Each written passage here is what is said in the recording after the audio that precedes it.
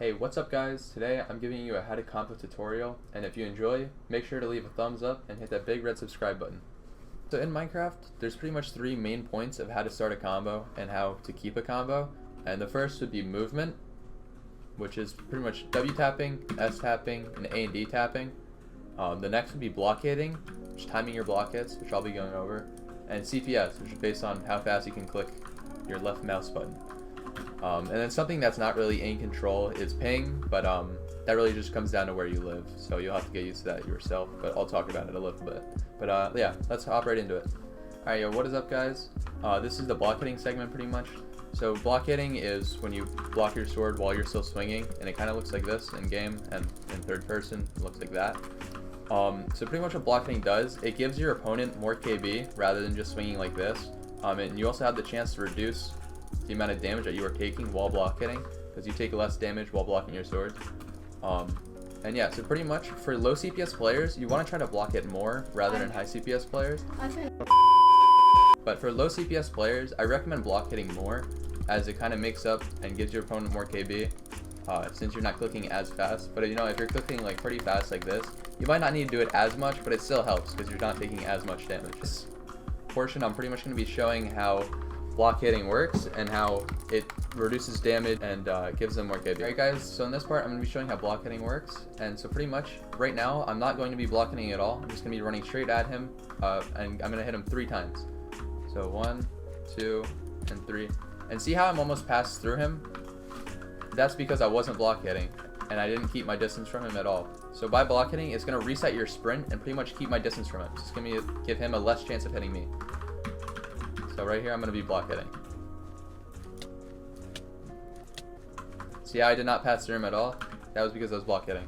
So in your combos you should always try to block hit to keep your distance from him. Alright guys, so in this segment I'm going to be showing how W tapping works, and in this first part right here I'm not going to be W tapping, but you'll see that when going at him I'll probably be able to walk through him by not W tapping, and that's because it's not keeping my distance from him. And right here you're going to see that I'm going to still keep my 3 block resistance. See right there, I did not pass through him at all, unlike when I was not W tapping. Essentially what S tapping is keeping yourself out of your opponent's reach distance by S tapping. So you're going to get really close to him pretty much, and then by S tapping is going to take you away from how far they can reach you. And you'll see it in this clip right here that I will begin to S tap, and this will give me also another option to change my direction, as you just saw, from going from pressing D, which is going to the right, to going to the left by pressing A, which allows me to change my movement really fast and pretty much screw with his aim and stop him from hitting me and keep myself out of his reach, as seen right there. Alright guys, so in this clip, as you can see, I'm side running, which actually allows me to move faster than the average player running straight forward. As you can see, as Rosemi is running straight forward, and I'm on an angle, which actually in Minecraft allows you to move faster. So by doing this in strafing, by holding A and W, it actually allows you to move faster in Minecraft. So it'll speed you up, and you'll allow to pass your opponent faster. And Ideal actually made a great video explaining this, which will be on the screen right now, and will also be in the description if you guys would like to watch it.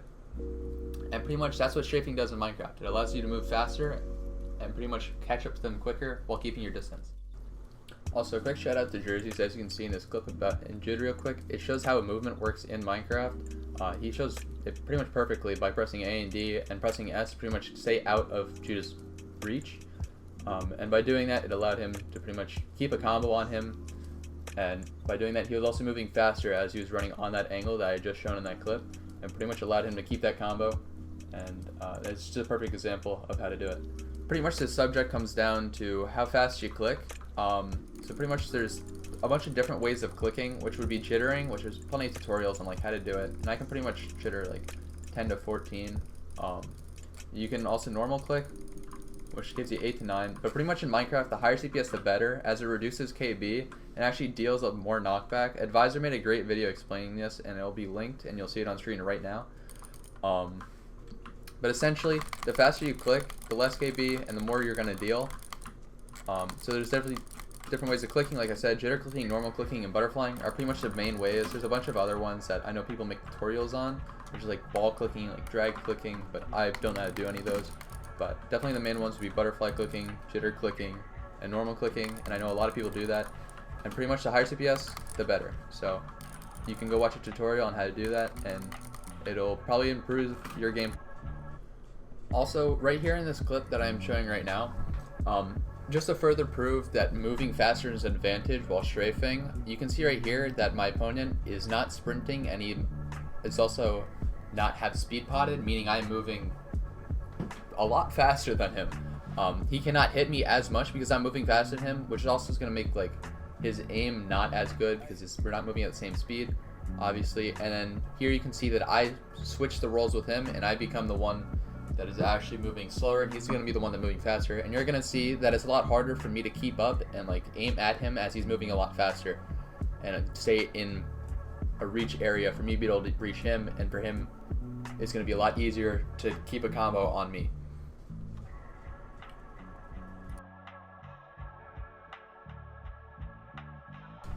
Alright, and next I will be showing pretty much how ping works in Minecraft. So right here, I'm on an NA server, and I live in North America, so I'm going to be having very low ping.